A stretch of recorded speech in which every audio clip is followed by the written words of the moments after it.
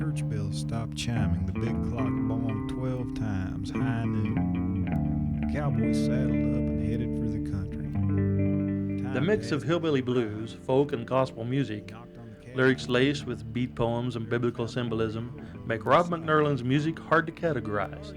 But it's the sound that made Vanessa Kalkinen, the Fur Peace Ranch, proclaim him a cowboy prophet. And Nancy Apple at AOL's Digital City says he's a cult fad waiting to happen.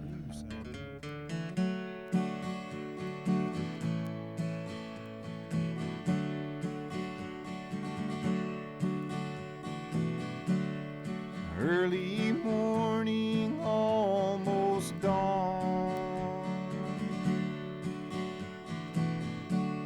I saddled the pony I rode in on.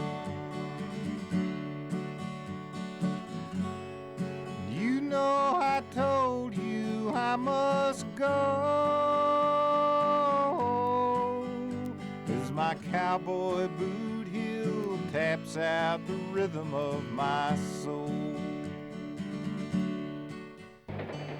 Dylan's Slow Train, Cash's Blue Train, Leadbelly's Rock Island Line.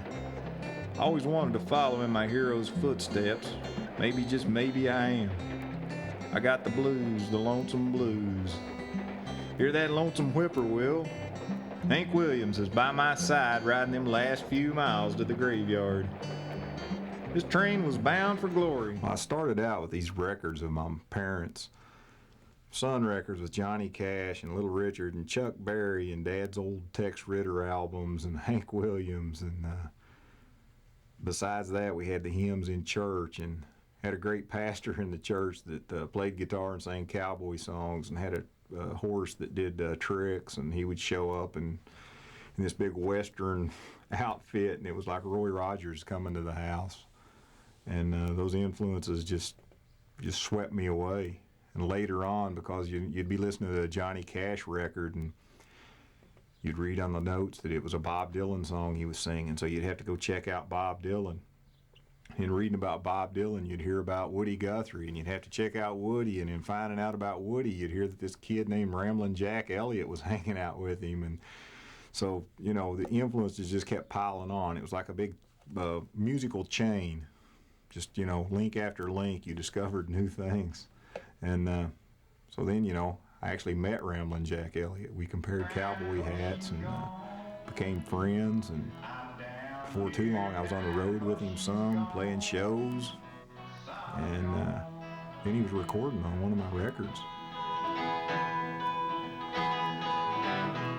McNerlin's sophomore release, Cowboy Boot Heel, contains a song with Jack Elliott reminiscing about Woody Guthrie.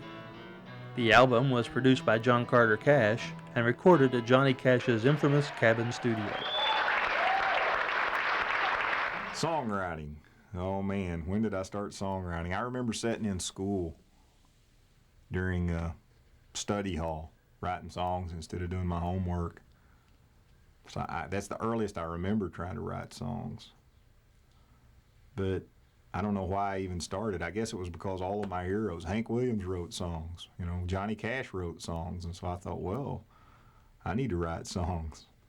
And inspiration can come from listening to those folks' songs.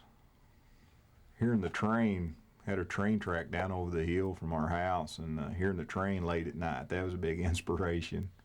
You know, another big inspiration is the songs in the hymnals at church.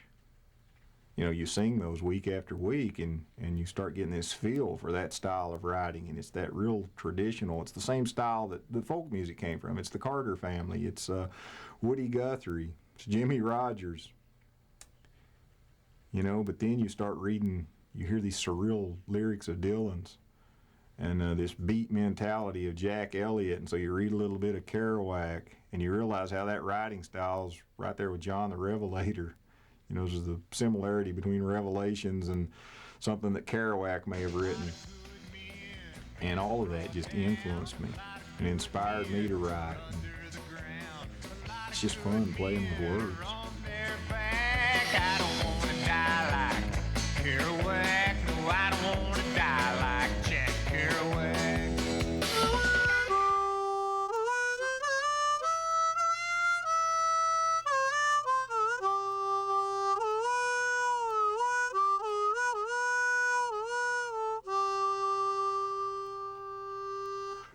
Yeah, my grandmother gave me my first harp when I was about 5 years old. It was a old Honer and the whole top was busted off, but I remember carrying it around in this very field here with the barn and, you know, playing the harmonica, trying to imitate the trains over the hill.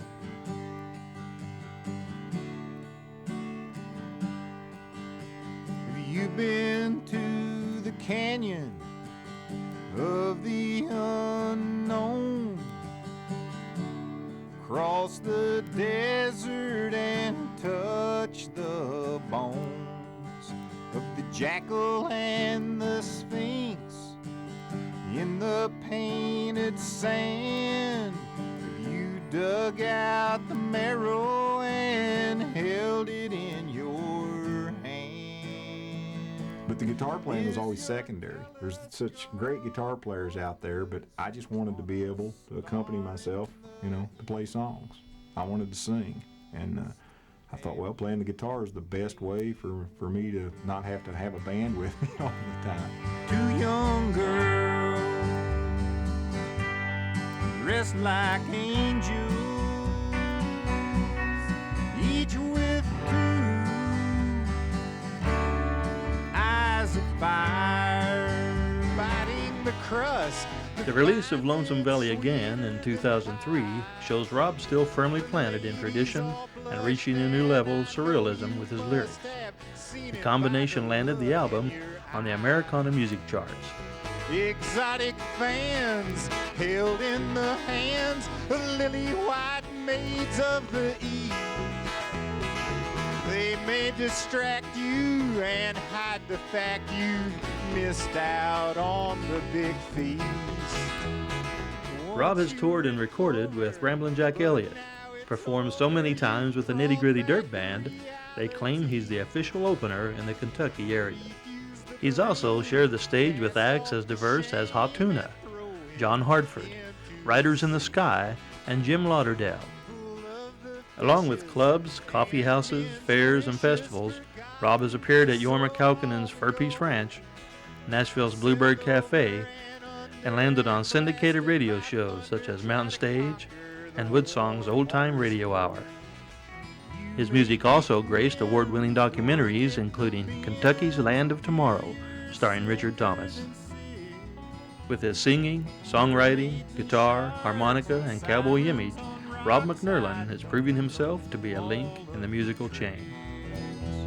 Two irons in the fire, one is a liar.